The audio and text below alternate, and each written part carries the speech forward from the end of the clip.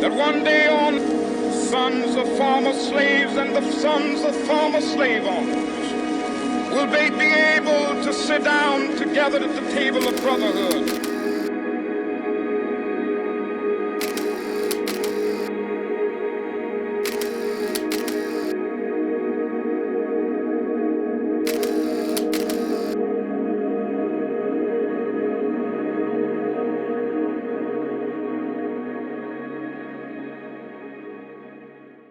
Voilà, j'aurai de nouveau 3 parties dans mon message. Une première partie un petit peu technique qui va replacer certaines choses. Et puis, vous me connaissez, quand j'ai l'occasion de vous faire quelques allusions sur le point de vue archéologique et sur des choses historiques, ben voilà, j'aurai l'occasion de vous encourager dans votre foi au travers de cela.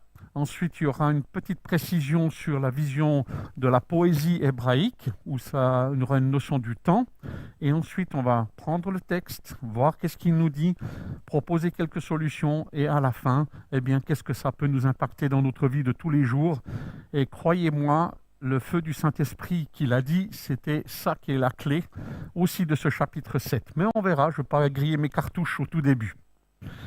Donc, la première chose qu'il y a, c'est que le chapitre 7 dans l'Apocalypse, c'est une pause qui est importante entre le 6e sceau et le 7e sceau, qui va être ouvert au chapitre 8.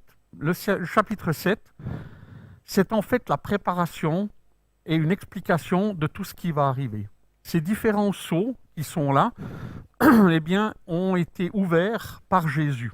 Et je profite de ces sceaux, de vous expliquer un peu. Ici, j'ai un papyrus qui est là, et ici, j'ai une copie d'un sceau donc original qu'ils ont retrouvé à Jérusalem et qui était scellé sur ces papyrus de cette manière-là. Ce qui est important que vous compreniez, c'est que ce papyrus ne tient pas 2000 ans sous la terre. Par contre, ça reste.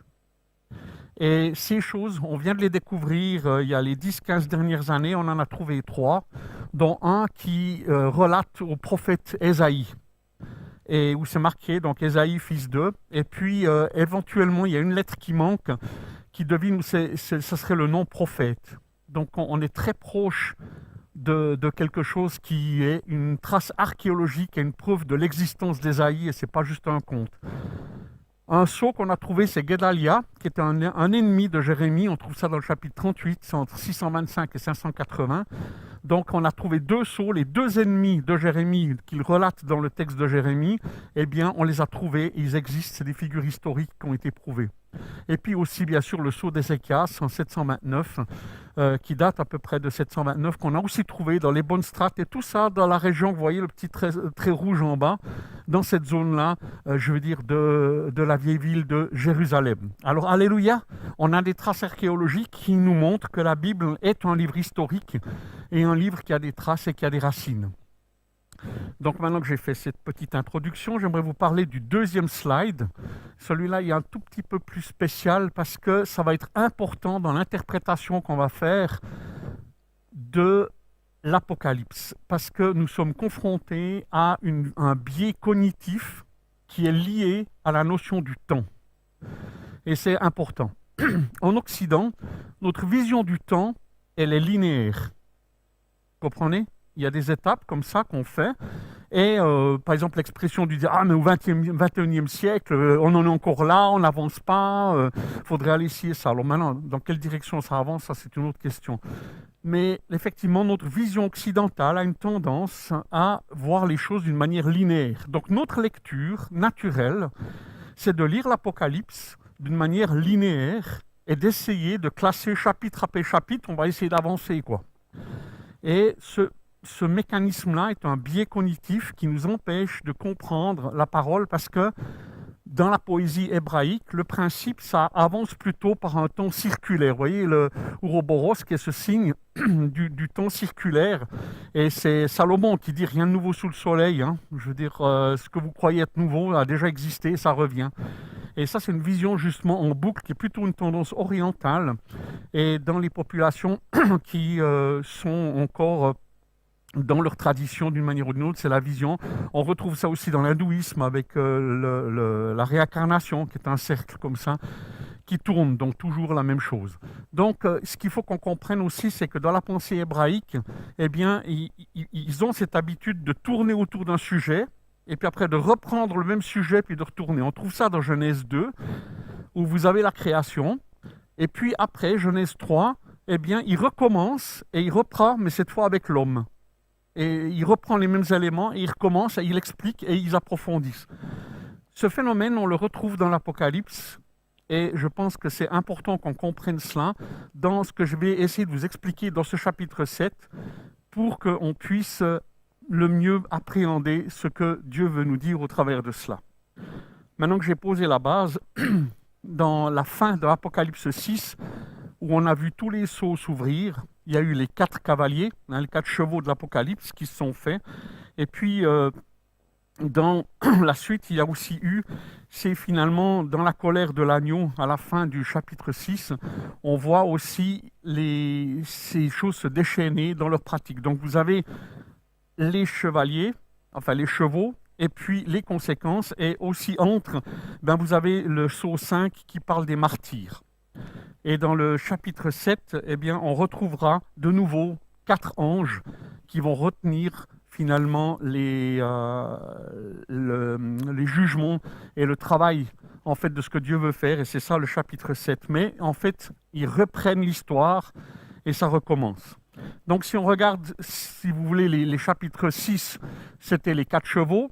L'Apocalypse 6 au verset 9, eh bien, il nous est parlé du 5e sceau qui sont les martyrs, parce qu'au travers de ce qu'ils ont vécu, les 4 chevaux, il y a eu des persécutions. Et puis là, on a la vision des martyrs qui sont à une place spéciale dans le ciel, parce qu'ils ne sont pas proches du trône, ils sont en fait sous l'autel, où dans la tradition, eh bien, on devait mettre le sang à la base de l'autel.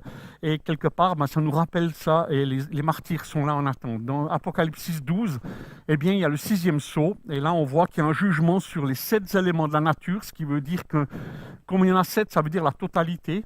Donc c'est le jugement de la création entière, le ciel, la terre, tout, et en même temps aussi toute l'organisation humaine, parce qu'il y a les rois, les grands, les chefs militaires, les riches, les puissants, esclaves, en fait c'est l'humanité entière, de nouveau à 7.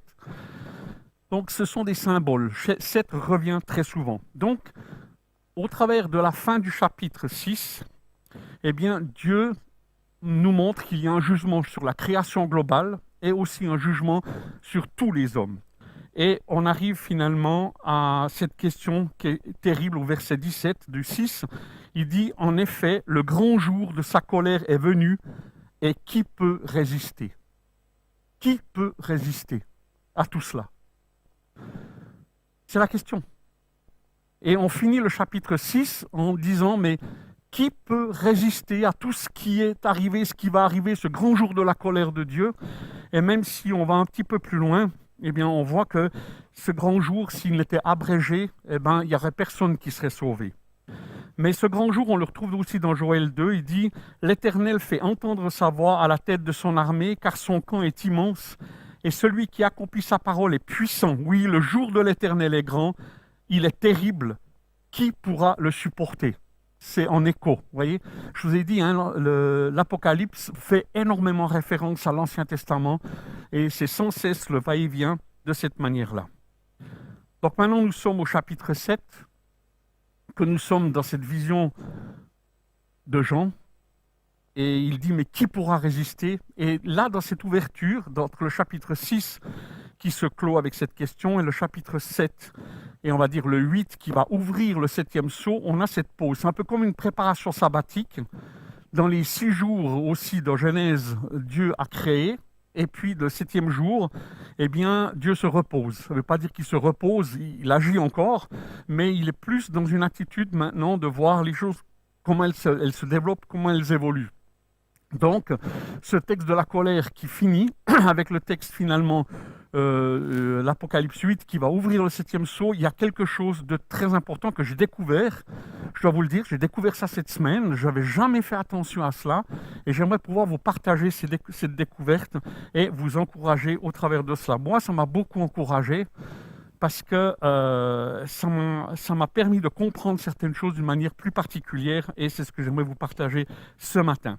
Donc si nous lisons Apocalypse 7, il nous est dit « Après cela, je vis 4 anges debout aux 4 coins de la terre. Ils retenaient les 4 vents de la terre, afin qu'ils ne soufflent pas de vent, ni sur la terre, ni sur la mer, ni sur aucun arbre. Et je vis un autre ange qui montait du côté du soleil levant et qui tenait le sceau de Dieu vivant. Il cria d'une voix forte aux 4 anges qui avaient reçu le pouvoir de faire du mal à la terre et à la mer. Ne faites pas de mal à la terre, ni à la mer, ni aux arbres, avant que nous ayons marqué d'une empreinte le front des serviteurs de notre Dieu. » Et je trouve extraordinaire de penser que Dieu retient ces 4 anges, ces 4 vents, les 4 vents, c'est une expression qu'on retrouve dans l'Ancien Testament 3 ou 4 fois, notamment dans le domaine prophétique, et c'est bien sûr figuratif dans le sens où il dit Dieu, on ne va pas commencer l'épreuve, on ne va pas commencer tout ce qui a été décrit dans le chapitre 6 avec les 4 cavaliers.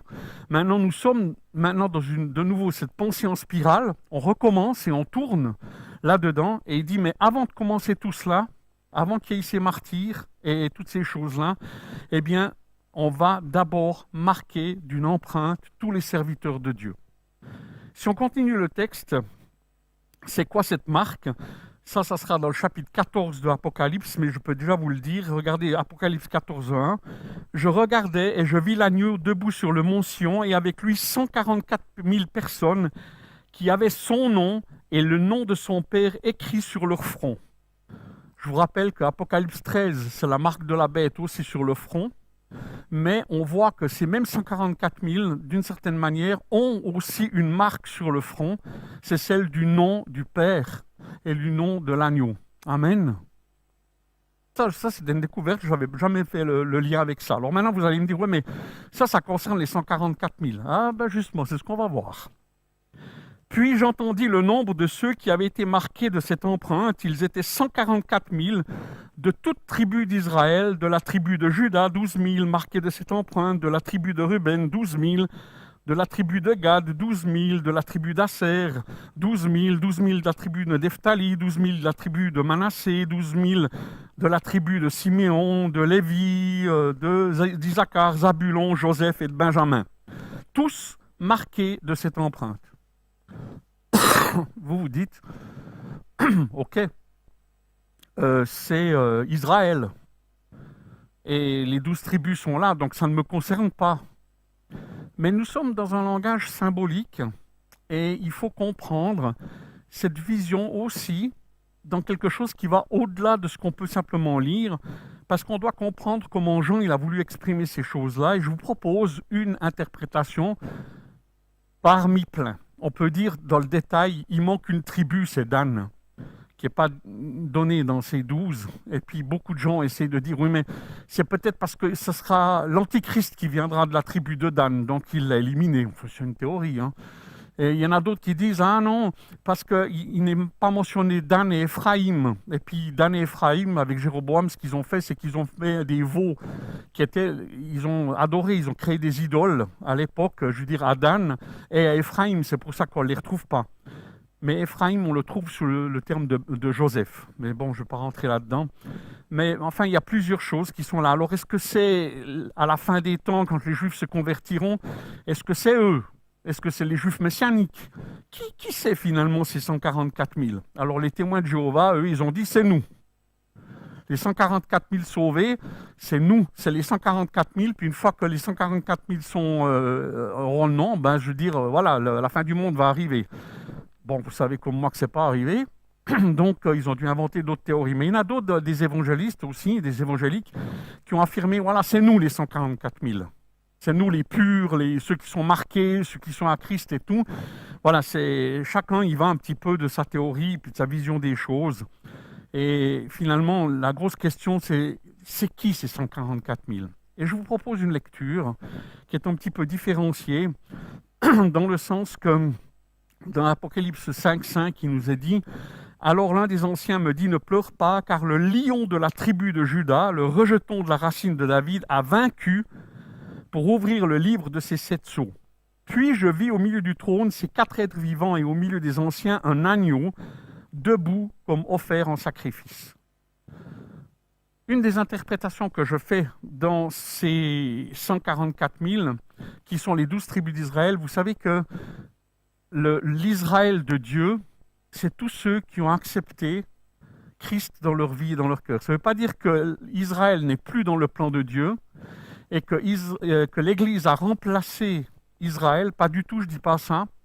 Mais Israël, c'est un symbole aussi pour les chrétiens de se dire que nous sommes Israël parce que nous avons été changés, nous avons une marque, quelque chose qui s'est passé en nous.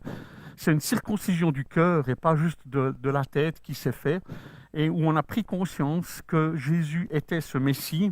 Et on voit que dans les textes du Nouveau Testament, eh bien, effectivement, nous sommes aussi appelés cet Israël.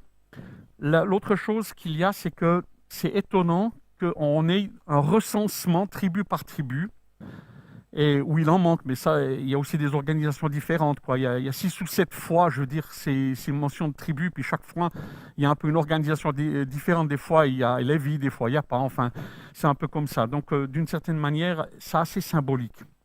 Mais le recensement pour la guerre militaire se fait toujours sous cette manière-là. Et quand on regarde les recensements, on dit voilà, il y avait 60 000 de la tribu de Juda, il y avait 40 000 de Issachar et autres coins. Et en fait, c'était les recensements que Dieu demandait pour savoir combien d'hommes allaient être mobilisables dès l'âge de 20 ans. Et c'est comme ça que le recensement se faisait, et c'était interdit de le faire d'une autre manière de la part de Dieu. David a voulu faire un recensement pour savoir où il en était, mais ce n'était pas le plan de Dieu, et il a été puni pour cela. Donc si on regarde déjà ce point de vue-là sur le point de vue de la symbolique, on voit déjà qu'il y a quelque chose de particulier sur ces 144 000, puisqu'ils sont liés à un recensement militaire. Et vous savez que l'agneau de Dieu, le lion de Juda, eh bien, ont une armée qui va se manifester, et cette armée, c'est l'armée de Dieu. Et c'est un langage qu'on connaît aussi dans la Bible, puisque nous sommes aussi, nous en tant que chrétiens, appelés les soldats du Seigneur, l'armée du Seigneur dans laquelle nous sommes impliqués. Donc, pour moi, cette vision des 144 000, c'est un chiffre symbolise 12 fois 12 fois 1000, qui sont des chiffres symboliques, ou 12 fois 12 000, ce qui revient au même, sont des chiffres qui veulent de nouveau parler, en fait, de l'entièreté du peuple qui appartient à Dieu. Et ce n'est pas juste 144 000 dans le sens 144 000 numérique, mais c'est un symbole de plénitude, un symbole de complétude par rapport à cette armée que Dieu a. Et il connaît le nombre aussi de martyrs, hein. Il faut qu'il y ait un certain nombre.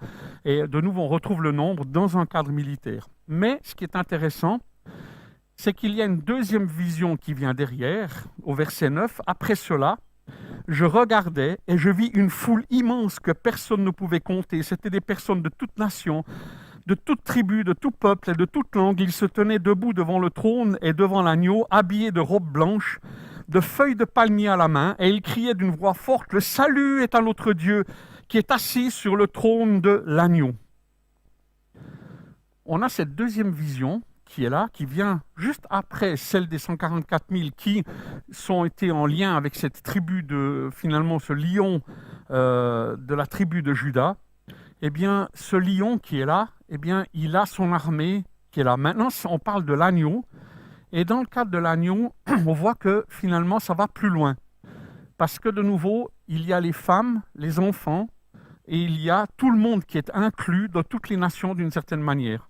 Donc, dans ces commentaires que j'ai lus et que personnellement j'apprécie beaucoup, je comprends que ces 144 000 sont finalement ces soldats du Seigneur qui ont ce rôle de rentrer dans ce plan de l'armée de Dieu, mais qu'en même temps aussi, cette foule, c'est la même chose, mais cette fois élargie au plus grand nombre dans finalement sa vision de la complétude de l'entièreté. Donc dans ce chapitre, ça touche autant les 144 000 que finalement toutes ces tribus et toutes ces nations qui sont là devant Dieu avec les feuilles de palmier à la main. Et vous savez que les feuilles de palmier, c'était lors de la fête des tabernacles où ils fêtaient les 40 ans dans le désert d'avoir vécu sous tente. eh bien nous on fêtera avec ces palmiers aussi, eh bien je veux dire l'aspect de notre incarnation sur terre, pendant tout le temps que ça a duré notre vie sur terre, eh bien on célébrera cela symboliquement en disant on te remercie Seigneur parce que tu nous as marqués, tu nous as sauvés, tu nous as guidés, tu as pris soin de nous dans tous les domaines. Une chose intéressante, une fois que ça c'est fini, si on continue le texte, tous les anges qui se tenaient autour du trône et des anciens et des 4 êtres vivants se prosternèrent, le visage contre terre devant le trône, et ils adorèrent Dieu en disant « Amen ». La louange, la gloire, la sagesse, la reconnaissance, l'honneur, la puissance et la force sont à notre Dieu au siècle des siècles. Amen. Et ça, alors Émilie, c'est la proclamation, c'est ça. On ne peut pas faire mieux que ça en termes de proclamation. Et ta proclamation de ce matin, c'est finalement une petite proclamation qui est là, mais là, on va vraiment vivre une grande. Et on sera tous là en train de dire. C'est la 3e fois, depuis le chapitre 4, 5, 6, 7, que finalement, on a cette proclamation des attributs de Dieu, quoi. À toi la gloire, à toi la louange, à toi la sagesse, à toi tout cela. Et c'est vraiment cette louange qui vient, c'est suite à tout ce qui se vit, on est saisi. On est saisi de cette grâce, on est saisi de l'ampleur de comment Dieu dirige les choses, et on ne peut que finalement à chaque étape, quand Dieu agit dans nos vies, se mettre à genoux puis dire « Mais Seigneur, vers qui d'autre aller? C'est toi qui diriges tout, c'est toi qui prends soin. » Je ne sais pas si ça vous est déjà arrivé à un moment donné où tout d'un coup vous avez passé une période dure, difficile, vous posiez des questions à Dieu et tout d'un coup, d'une manière incroyable, magistrale, Dieu fait quelque chose et il change, et il vous délivre, et il vous amène quelque chose, et là, à ce moment-là, tout d'un coup, vous êtes dans la louange, vous êtes dans la proclamation, et tout d'un coup, c'est pas juste des mots, c'est pas juste une liturgie qu'on dit, mais c'est un jaillissement du plus profond de nous qui proclame « Mais Dieu, tu es incroyable, tu es génial, tu es super ». Alors ça, c'est bébo, je veux dire, je sais pas si je dirais la même chose, mais je veux dire, c'est vraiment là, la louange, la gloire, la sagesse, c'est juste incroyable. Et de voir que finalement, tout ce ciel, tout ce qu'on vit dans le futur, eh bien, ça sera ça, cette proclamation de prise de conscience profonde. Et puis, il y a un ancien qui s'approche de Jean, puis qui lui pose une question. L'un des anciens prit la parole et me dit « Ceux qui sont habillés d'une robe blanche, qui sont-ils et d'où sont-ils venus ?» Il lui répondit « Mon Seigneur, tu le sais. » Il me dit alors « Ce sont ceux qui viennent de la grande tribulation. » La grande tribulation, c'est un concept qu'on retrouve dans Daniel 10, 11, qui dit « Ce sera une période de détresse telle qu'il n'y en aura pas eu de pareil depuis qu'une nation existe jusqu'à cette époque-là. » Et puis, c'est Jésus qui reprend exactement la même expression dans Matthieu 24, 21. Il dit « Car alors la détresse sera si grande qu'il n'y en a point eu de pareil depuis le commencement du monde jusqu'à présent et qu'il n'y en aura jamais. Et si ces jours n'étaient abrégés, personne ne serait sauvé, mais à cause des élus, ces jours seront abrégés. » À cause des élus. À cause de ceux qui ont accepté la marque du Seigneur et d'avoir le nom sur le front appartient à Dieu, appartient à Jésus. Et ça continue, le texte, il dit « Ils ont lavé leur robe et ils l'ont blanchie dans le sang de l'agneau. C'est pourquoi ils se tiennent debout devant le trône de Dieu et le servent jour et nuit dans son temple. » Dans Apocalypse 5, au verset 9, il nous est dit que Dieu a racheté ce peuple par son sang. Il les a rachetés de tout homme, de toute tribu, de toute langue, de tout peuple, de toute nation. Et tu as fait d'eux un royaume de sacrificateurs pour notre Dieu. Et là, ils sont devant le trône. Et ça, c'est le privilège du sacrificateur, c'est d'être devant le trône. Et Dieu, finalement, appelle chacun de ceux qui sont marqués par le nom de Dieu, eh bien, de maintenant, ensemble, être des sacrificateurs devant Dieu pour le louer et l'adorer. Et puis, la promesse qu'il nous a faite dans la suite, c'est « Celui qui est assis sur le trône les abritera sous sa tente. Ils n'auront plus faim, ils n'auront plus soif. Le soleil ne les frappera plus, ni aucune chaleur brûlante. En effet, l'agneau qui est au milieu du trône prendra soin d'eux et les conduira aux sources des eaux de la vie. Et Dieu essuiera toute larme de leurs yeux. » Amen. Et là, on a une prophétie qui est liée à Ésaïe 49, 9, et je vous la lis. Pour dire aux captifs, sortez, et à ceux qui sont dans les ténèbres, paraissez. Ils paîtront sur les chemins, et ils trouveront des pâturages sur tous les coteaux. Ils n'auront pas faim, Ils n'auront pas soif, le mirage et le soleil ne les feront point souffrir, car celui qui a pitié d'eux sera leur guide et il les conduira vers les sources d'eau. C'est la même pensée. Ésaïe, donc 8 siècles avant, et puis maintenant, Jean qui reçoit cette révélation et qui lui dit voilà ce que Dieu va faire. En conclusion de ce chapitre,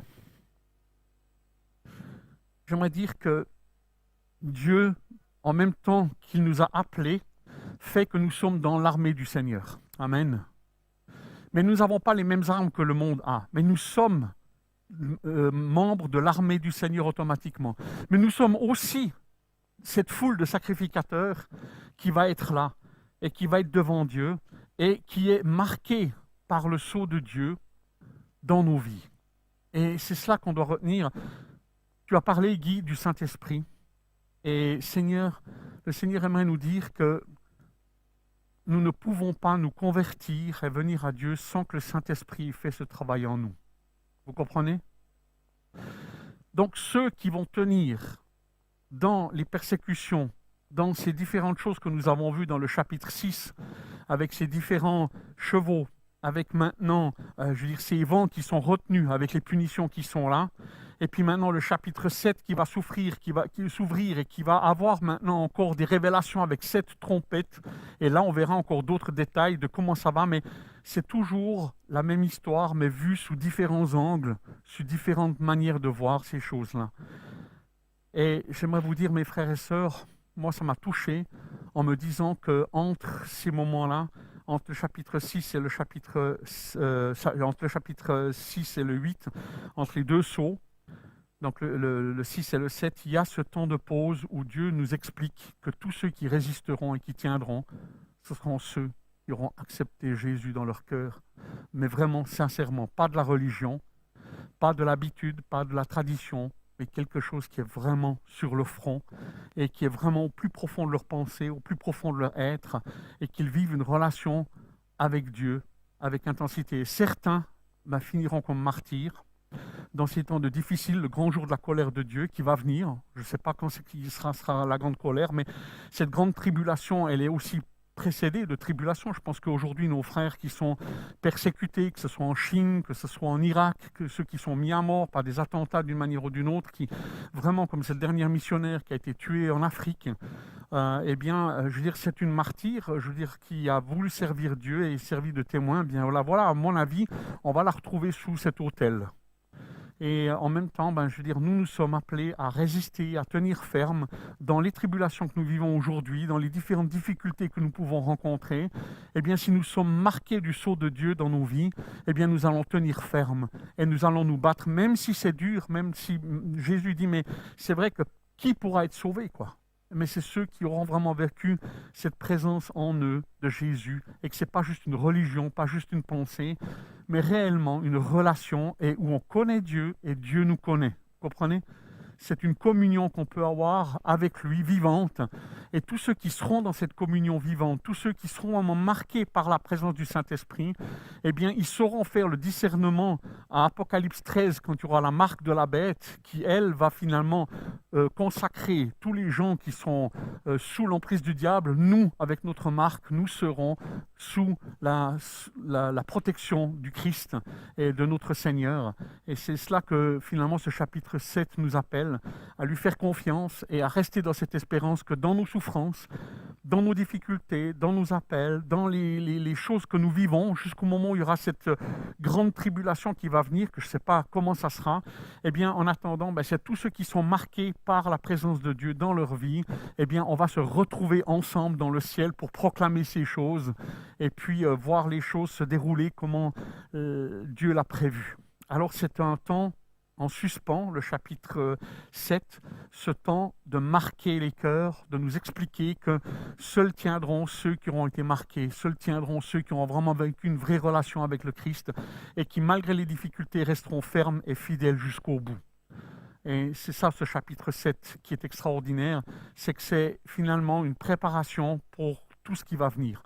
Et moi, je vais vous encourager, mes frères et sœurs, qui luttez, qui êtes en difficulté, qui passez par des moments d'épreuve, vous ne les comprenez pas, vous ne les voyez pas, vous êtes dans une forme de tribulation aussi, et c'est un examen de la foi, mais la seule manière qu'on a, c'est de rester ferme et fidèle, attaché à Jésus, pour que finalement, cette marque qu'il nous a donnée appartient à Dieu, appartient au Christ, appartient à l'agneau.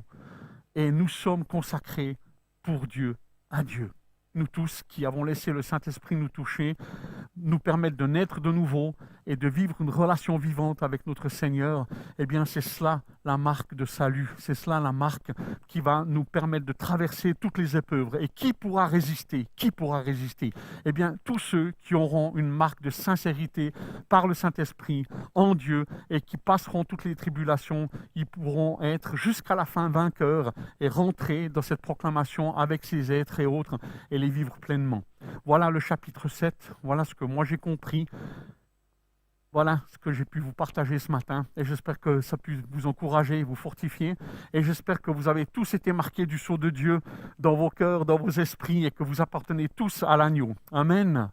Et si ce n'est pas le cas, eh ben on va prier puis demander que Dieu se révèle à vous et qu'il puisse vous toucher là où vous êtes et vous encourager.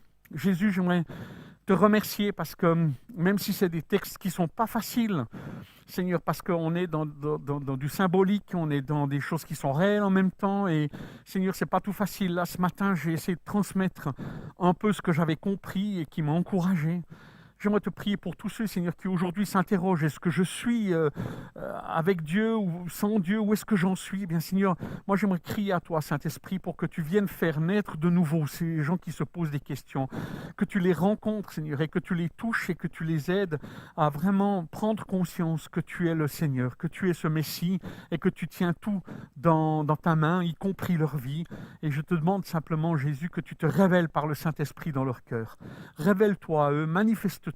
Et pour ceux qui vivent dans le temps d'épreuve, le temps de la difficulté, ben Seigneur, donne-leur la force spirituelle de tenir ferme et de garder l'espérance, de garder la foi et de pouvoir aller jusqu'au bout, Seigneur, dans notre course à chacun d'entre nous dans ce que tu nous appelles à vivre. Et merci, Seigneur, de nous accompagner. Tu nous as fait la promesse de nous faire paître dans les verts pâturages, de nous amener dans les eaux paisibles. Tu nous as promis de nous accompagner, Seigneur, dans toutes nos difficultés pour qu'on tienne ferme jusqu'à la fin. Et on t'en rend grâce, Seigneur. Et on viendrait ce matin encore te dire merci, Saint-Esprit, d'être avec nous, de nous encourager et que tu puisses vraiment faire ton œuvre en chacun de nous. Amen.